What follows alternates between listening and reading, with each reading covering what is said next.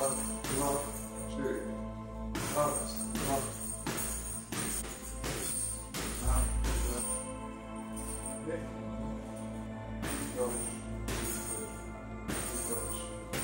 Tlkanec, keď nie je v ringu, je v prvom rade dvojnásobný tatko, kamarát, syn, brat, proste normálny chalan a nejak by som sa asi nehodil do vrece do nejakej špeciálnej kategórie, som normálny chalan a každý iný.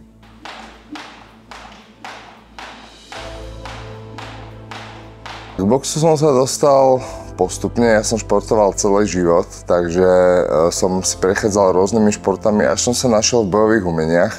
Začal som taekwondom, prišiel som si thai-boxom, až som skončil pri boxe tak, že som si vyskúšal ako keby nejaké zápasy, nejaké sparingy v tomto štýle a zadarilo sa mi veľmi a ostal som pri tom.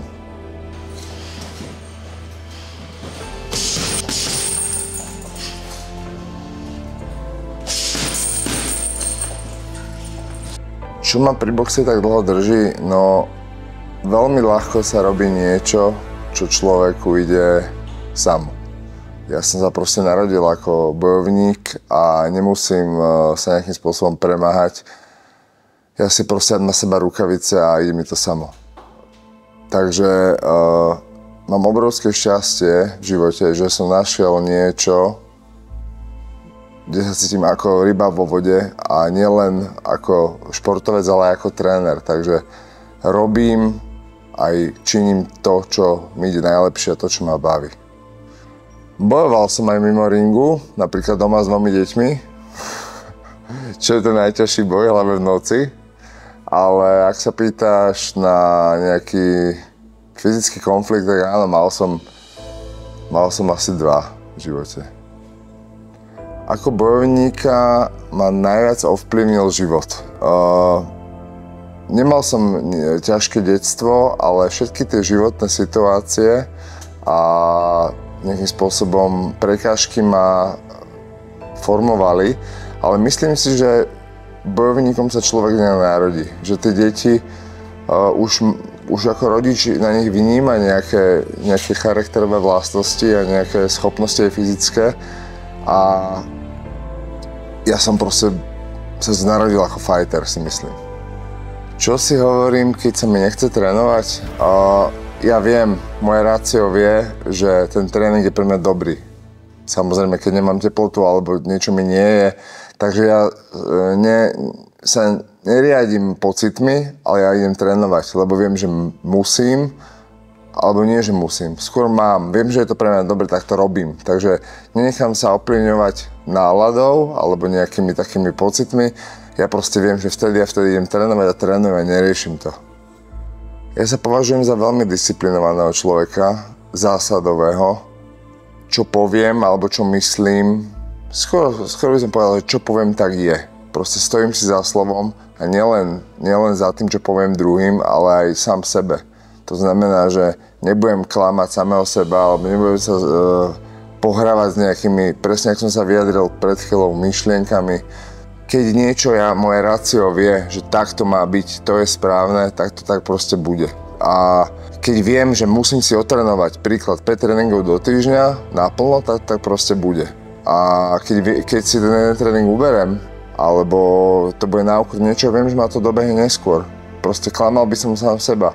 Keď chce človek byť úspešný v nejakom športe alebo v živote, musí byť disciplinovaný. Musí si stať za slovom, musí odzovkať za slovom. Prehry sú pre každého človeka veľmi náročné, ale bude to znieť ako klišé, ale prehra najväčší učiteľ. Tam človek vidí, čo spravil zle, vie sa z toho poučiť. Ideálne je učiť sa z cudzích chýb, ale často to človek musí pocítiť na vlastnej koži. Takže opäť ja som taký racionálny človek a snažím sa z prehier brať iba to dobré, ale samozrejme každá, či už športová alebo životná prehra človeka do veľkej miery zabolí, ale naučil som sa časom z toho ťažiť. A to je veľmi hlboká otázka, či verím v niečo vyššie. ani neviem, ako na ňu mám odpovedať, ale asi poviem, že z malej časti verím v niečo.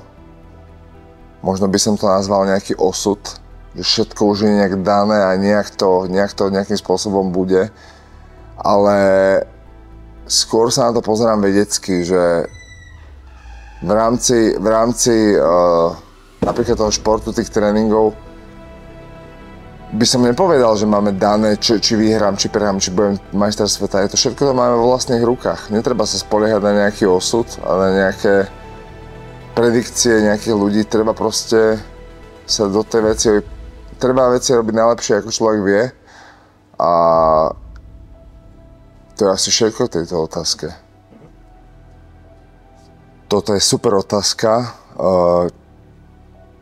Mladým ľuďom teda, čo chcú niečo dokázať, by som odkázal, aby sa nespoliehali na možno neskúseného seba, ale nech sa inšpirujú alebo nechajú viesť niekým, kto niečo dosiahol, kto má tú vedomosť a už všetkým si prešiel. Ja sám som spravil v živote veľa rozhodnutí, ktoré by som teraz spravil inak. Treba sa chytiť tých možností, tých ľudí, ktorí naozaj vedia, čo robia. Treba si zistiť a netreba skúšať, netreba testovať. Ten život toho športovca, toho bojovníka je krátky. Je to pár rokov tej aktívnej športovej činnosti. Ty musíš ísť správnym smerom od začiatku. To je strašne ťažké. Potrebuješ nájsť niekoho, kto ťa bude viesť správnym smerom. A netreba strácať čas. Kam smeruje moja cesta? Tak ja mám 36 rokov, mám 2 malé deti, mám 130 zápasov okolo za sebou. Takže čo sa týka boxu, rád by som si ešte nejaký zápas dal v rámci napríklad organizácie Fight Night Challenge alebo nejakej takéto prestížnej organizácie, kde je, akože, ktorá má úroveň a sleduje veľa ľudí. Úprimne strašne ma to baví, ale nemám ambície vzhľadom na svoj vek a hlavne tú rodinu a to všetko ísť nejakou dráhou profesionálneho športovca, že by som cestoval niekam do zahraničia, alebo by som sa vrátil nebodaj do reprezentácie, to už mám za sebou. Ale ten zápas nejaký, ktorý by dával zmysel, by som si ešte rád dal. Keby som už zajtra nemohol boxovať, čo by mi najviac chýbalo? Asi by mi chýbali tie sparingy. To je vec, do ktorej sa nikdy nemusím premáhať, ktorá mi ide najlepšie. Je to úplne živočíšne, bezmyšlienkové, je to prúdenie energie, je to pre mňa úplne prirodzená vec. Takže asi tie sparingy by mi najviac chýbali. Ten zápas nie je až tak nevyhnutný pre mňa, ale áno, ten boj, ten natívny, proste prirodzený boj, to by mi chýbalo.